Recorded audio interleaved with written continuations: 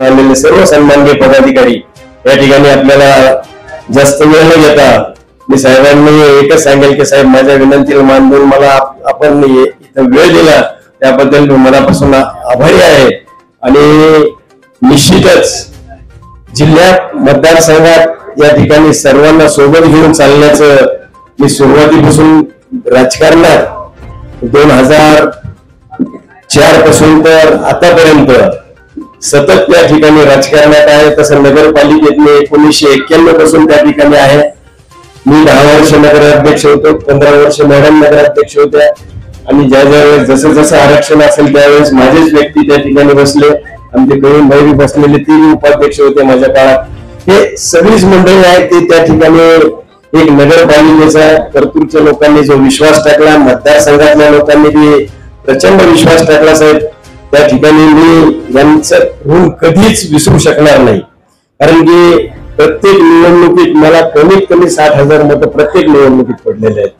मागच्या वेळेस 4-5 हजारांनी गेली त्या ठिकाणी तरी माझी आता सांगितल्याप्रमाणे उमेदवारी काँग्रेसची होती, ती कटल्यामुळे मी अपक्ष राहिलो होतो आणि त्या ठिकाणी उभाटाला त्या ठिकाणी उमेदवारी दिल्यामुळे आणि वंचितचे कॅन्डिडेट उभा नसल्यामुळे जे ओबीसी समाजाचे मत होते ते सुद्धा मला कमी पडले म्हणून, नाही तर निश्चितपणे आज अपक्ष म्हणून मी तुमच्यासोबत या ठिकाणी 100% आलो असतो मला खात्री होती। तरी साहेब मी जेव्हा त्या दिवशीपासून निवडणुकीत हरलो त्याच्या दुसऱ्या दिवसापासून परत सतत लोकांच्या सगळ्या कार्यकर्त्यांच्या त्यांना सगळ्यांना विश्वासात घेऊन त्या ठिकाणी कामाची परत सुरुवात केलेली आहे। आमच्या मंत्र्याची सगळी मंडळी या ठिकाणी आलेली आहेत, बऱ्याच वर्षापासून माझ्या सोबत आहेत सगळे, परंतुचे सगळे माझे सहकारी त्या ठिकाणी नगरसेवक आलेले आहेत, पदाधिकारी आलेले आहेत, ग्रामीण भागातून आलेले आहेत। कारण की त्यांना सांगितलं होतं की थोडीशी शॉर्ट बैठक आहे आपली, जास्त नाही, म्हणून सगळ्यांना निरोप दिले नाहीत। थोड्या व्हॉट्सअपच्या मेसेजवर आपण थोडेसे प्रमुख कार्यकर्त्यांना बोलवलं, आपण सर्वजण आला। परत एकदा सर्व आलेल्या सर्व सन्माननीय नेत्याचं या ठिकाणी मनापासून या ठिकाणी मी स्वागत करतो।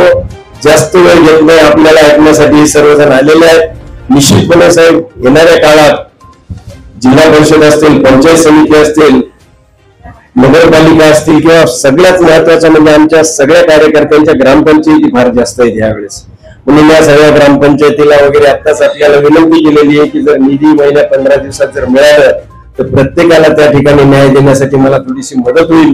मी आपल्याला एकच विनंती करतो की आपण दादांकडे आमचा जरा प्रस्ताव व्यवस्थित दिला त्या ठिकाणी तर प्रत्येक जिल्हा वाईज सगळ्यांना त्या ठिकाणी जर आपले जिथे जिथे राष्ट्रवादी आहे त्या ठिकाणी जास्तीत जास्त आपण सहकार्य करावं या ठिकाणी एवढीच विनंती करतो आणि या ठिकाणी थांबतो। सगळ्यांचं परत एकदा काही कोणाचं नाव चुकलं असेल राहिलं असेल माझ्याकडून, आमचे विशेष करून जिल्हा परिषदेचे सभापती बनसोडेचे साहेब, सगळे डेकोरेशन त्यांचे साहेब, यांचं जरा थोडंसं वरती बोलून थोडंसं जिल्हा परिषदेचे सभापती राहिलेले आहेत।